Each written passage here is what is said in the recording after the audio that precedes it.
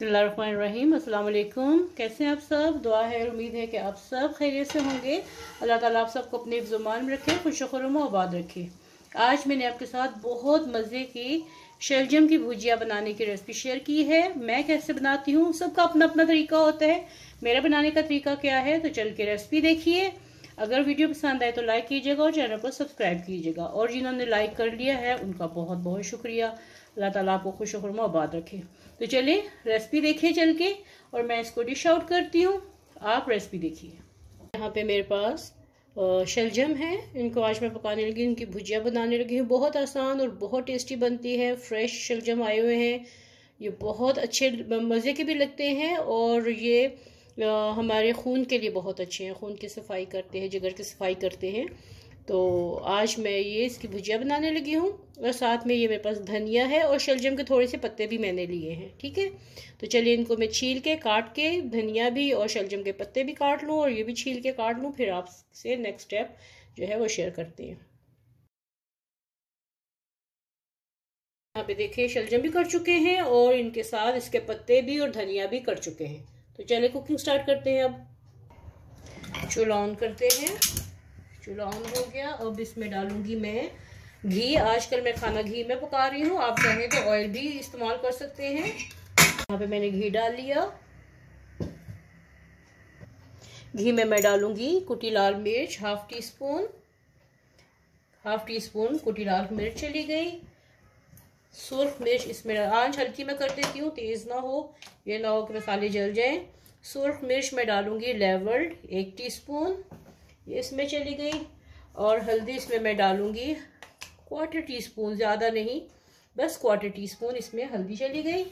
और साथ में इसमें मैं डालूंगी नमक हस्बे जायका 1 टीस्पून।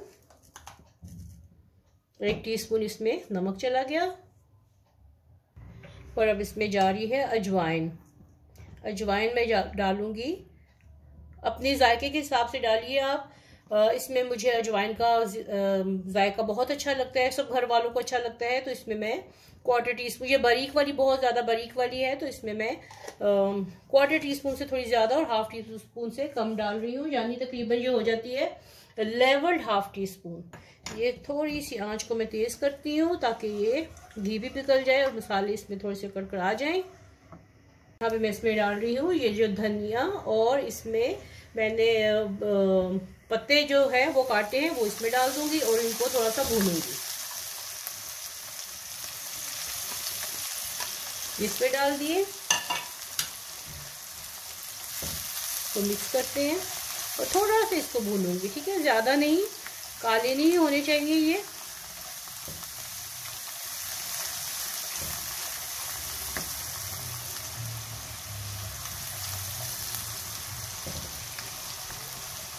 ये देखिए बस इसको अच्छे से सेक लग गया।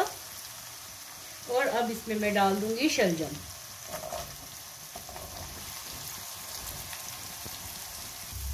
अब यहाँ पे अच्छे से शलजम को मिक्स करते हैं।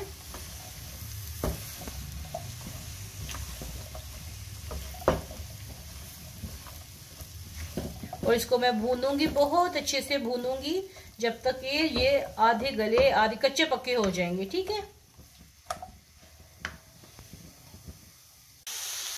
तो जिन्होंने वीडियो को लाइक कर दिया है आपका बहुत बहुत शुक्रिया कि आपने वीडियो को लाइक किया है और चैनल को सब्सक्राइब कर लिया है।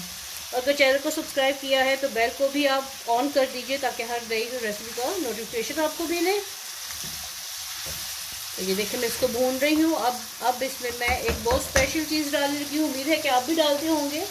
तो इससे क्या होता है कि शलजम का जो एक अपनी हल्की सी कड़वाहट कह लें या उसका एक मखसूस सा जायका होता है, वो बैलेंस हो जाता है। तो मुझे बताइएगा कमेंट बॉक्स में कि आप भी ये चीज़ डालते हैं इसमें। यहाँ पे है मेरे पास शुगर, 1 टीस्पून मैं इसमें शुगर डालने लगी हूँ। तो इससे क्या होगा कि इसका जो जायका होता है ना, वो बहुत अच्छा आता है। ये डालते ही आप यकीन कीजिए है कि शलजम की ताज़ा खुशबू आनी शुरू हो गई है। आप एक बार एक्सपीरियंस करके देखिएगा कि शलजम में आपने ये ज़रूर डालना है 1 टीस्पून के करीब मिकदार के हिसाब से, जैसे मेरे पास आधा किलो है शलजम तो मैंने 1 टीस्पून डाली है। आपके पास मिकदार उससे ज़्यादा है, किलो है, 1.5 किलो के करीब है, तो आप उस हिसाब से 1 टेबलस्पून भी डाल सकते हैं। इससे मिठास बिल्कुल नहीं आएगी, बल्कि शलजम का जायका जो है वो ज़्यादा नुमाया होगा।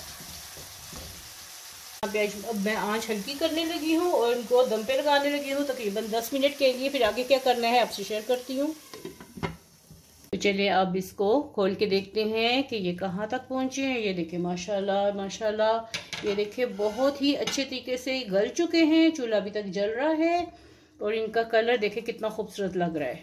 ठीक है, तो चलिए अब इसको डिश आउट करते हैं और आपको दिखाते हैं कि आप चाहें तो इसको मैश भी कर सकते हैं। कुछ लोग ऐसे मैश कर देते हैं। ठीक है, तो मैंने आज इसको ऐसी कतलियाँ रखी हैं इसकी। तो चलिए अब इसको डिश आउट करते हैं। बिल्कुल ये गल चुके हैं, सॉफ्ट हो चुके हैं और बहुत मज़े की इनकी खुशबू आ रही है। तो चलिए दिखाती हूँ मैं आपको। तो यहाँ पे अपनी प्लेट ले ली है, इसको प्लेट में निकालते हैं।